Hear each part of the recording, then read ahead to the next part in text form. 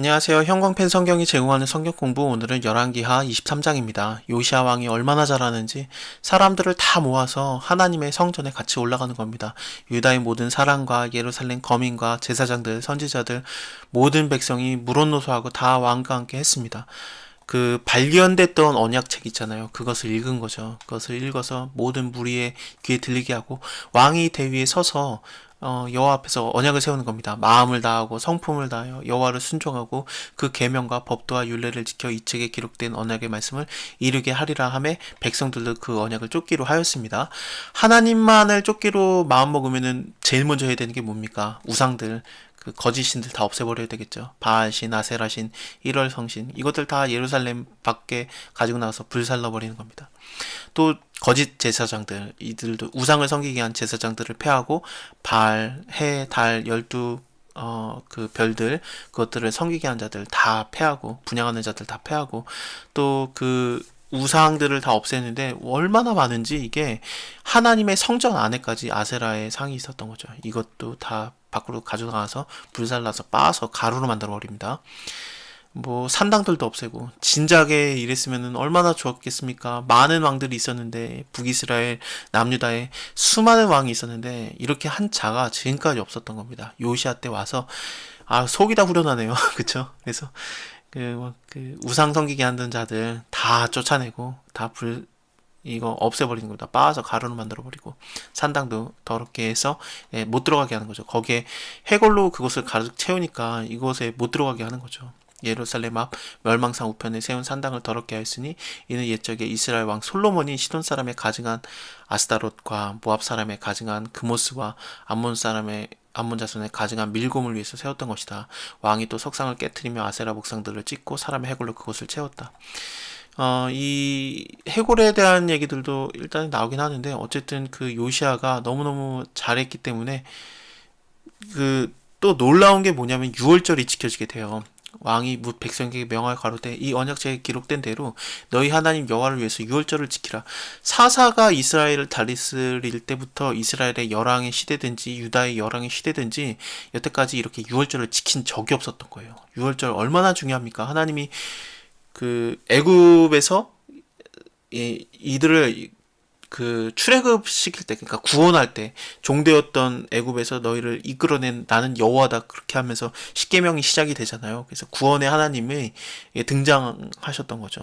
그래서 뭐 그 전에는 전능하신 하나님으로 아브라함과 이삭과 야곱에게 나타났지만, 나는 여호와다, 나는 어떤 하나님이냐, 나는 언약을 기억하는 하나님이고 너희를 애굽에서 이끌어내, 너희가 그 괴로워하고 있는, 노역하고 있는 데서 구원할 여호와다라면서 자기를 밝히셨었는데, 그 하나님이 만드신 게 유월절이었어요. 10번째 재앙이었죠. 그때 다 장자들은 죽는데 하나님의 말씀을 쫓아서 어린 양의 피를 문설주에 바른 자는 그 죽음이 넘어갔던 거거든요.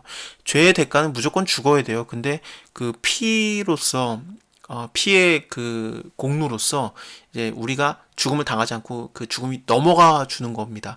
예수님이 그래서 유월절의 어린 양이에요. 예수님이 십자가에 달려 돌아가신 때도 유월절이었고, 그리고 또 예수님이 이렇게 지나가실 때 보라 세상 죄를 지고 가는 하나님의 어린 양이도다라고 그 세례 요한이 말하지 않습니까? 이 모든 것들이 유월절과 연관이 있는 겁니다. 예수님이에요.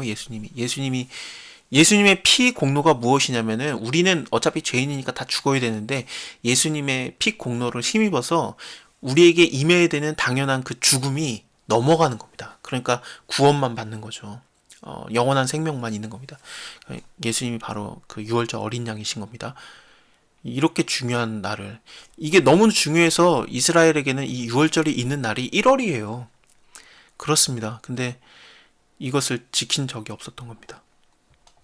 요시아 때 돼서야 이게 다시 지켜지게 되고, 요시아가 또 유다 땅과 예루살렘에 보이는 신접한 자, 박수, 드라빔, 우상, 모든 가증한 것들 다 없애버리고, 왜 이러냐면 대제사장 hil기야가 여호와의 전에서 발견된 책에 기록된 율법의 말씀을 이루게 하기 위해서 그렇습니다.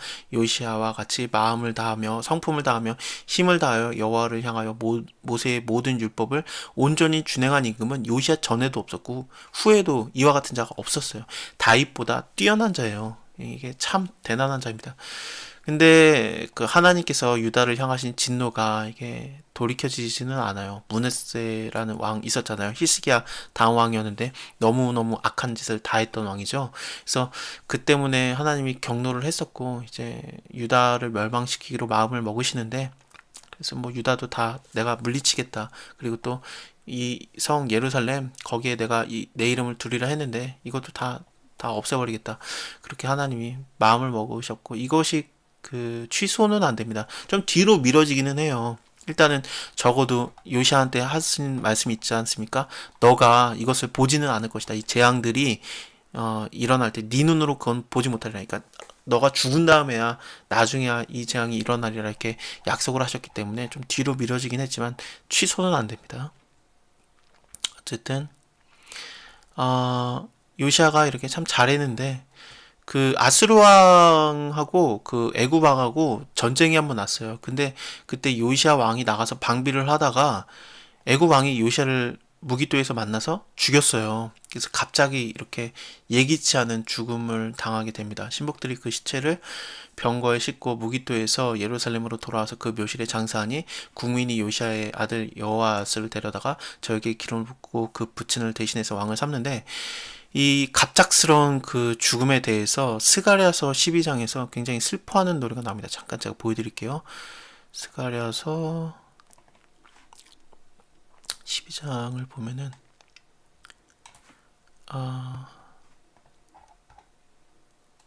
여기 있습니다. 내가 다윗의 집과 예루살렘 거민에게 은총과 강구하는 심령을 부어주리니, 이게 뭐겠습니까? 성령이죠. 성령이 부어지면은 그들이 그 찌른 바를 바라보고 그를 위해서 애통하기를 독자를 위해서 애통하듯 하며 그를 위해서 통곡하기를 장자를 위해서 통곡하듯 하리로다. 그날에 예루살렘에 큰 애통이 있으리니 무기또 골짜기 하다 드림몬에 있는 애통과 같을 것이다. 이렇게 나오는데, 이 그 무기또 골짜기에서의 애통이라든지 뭐 찔린 자, 독자, 이게 뭘 말하냐면은 이 요시아 왕의 그 요절을 말하는 겁니다. 무기또가 놀랍게도 그 이게 히브리어로는 무기또인데요. 헬라어로 넘어가면은 메기돈이 돼요. 거기에 정관사가 붙으면서 하메기돈이 되면은 그게 우리가 아는 아마겟돈입니다. 요한계시록에 아마겟돈 전쟁이 있잖아요.